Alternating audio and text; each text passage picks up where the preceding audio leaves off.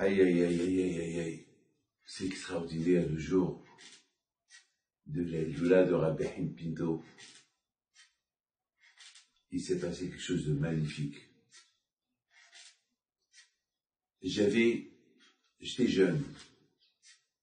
Mon père était vivant. J'étais pas marié encore. Et je devais partir de Tel Aviv à Lyon parce que on m'avait parlé d'une fille pour un chidour. Alors, mon père me dit, David, tu peux pas voyager ce soir.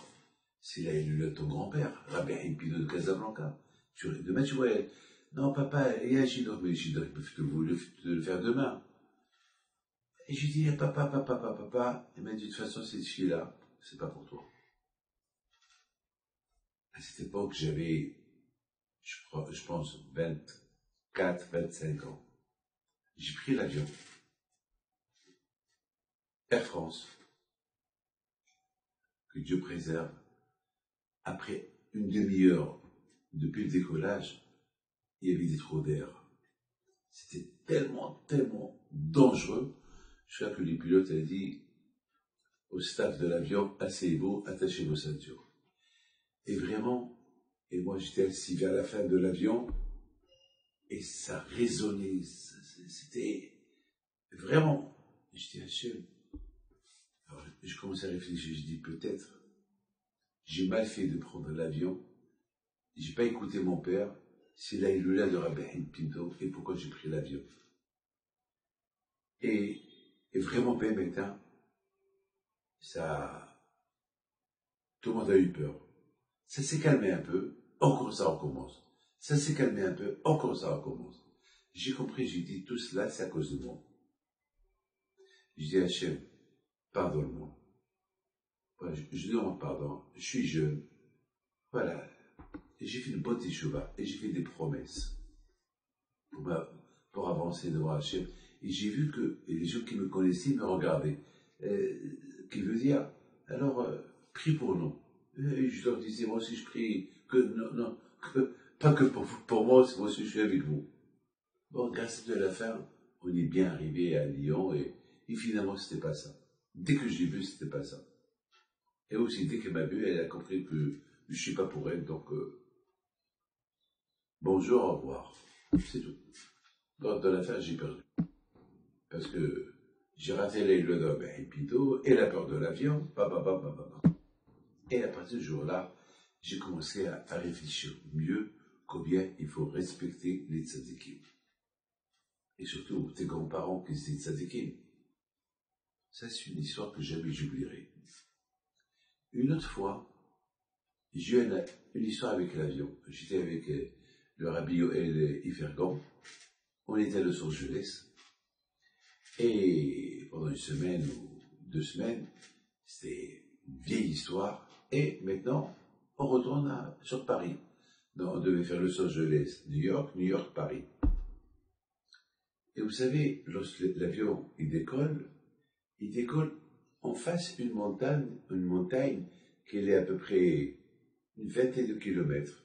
Ça veut dire que l'avion il décolle, après il tourne. Il fait un virage à la droite. Jamais je voudrais, parce que beaucoup de fois j'ai pris ces avions-là, c'est pour Los Angeles, Paris, donc toujours il décolle, pam. On a vu que l'avion, il n'a pas fait le virage vers la droite.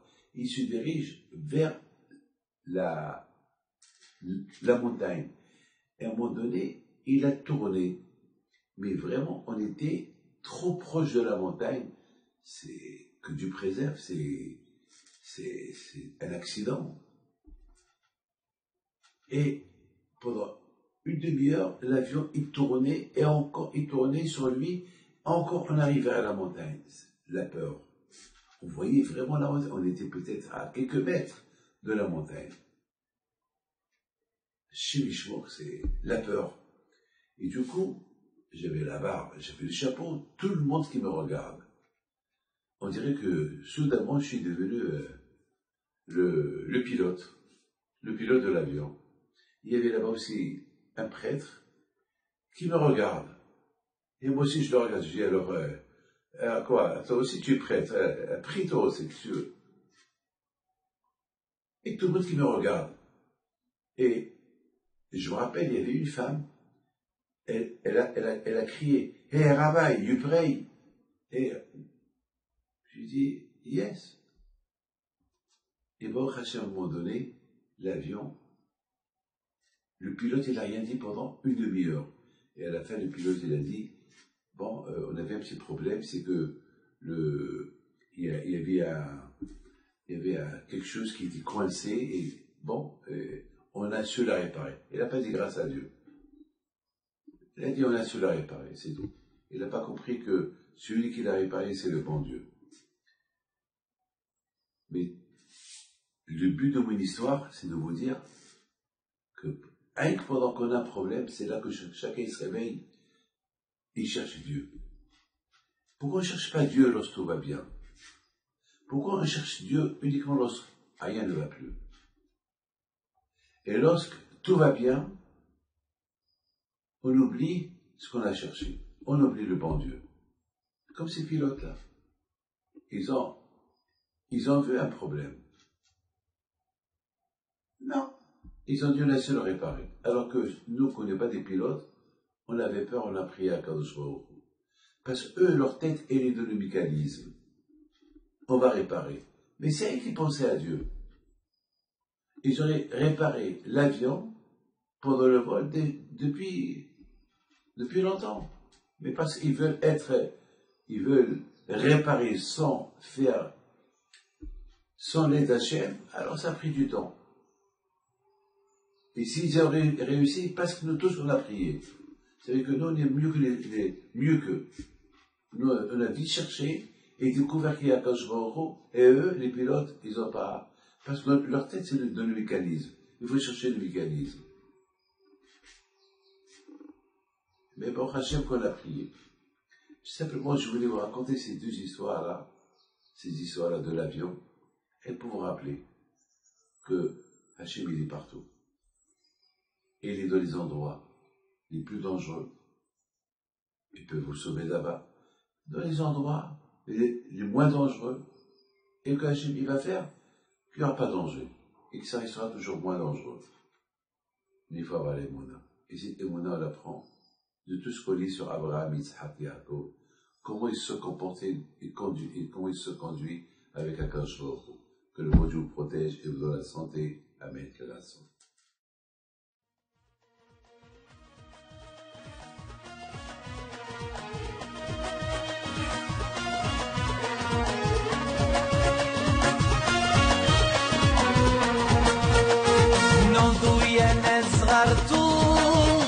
على ربيع حيم بنتو وقف لنا زين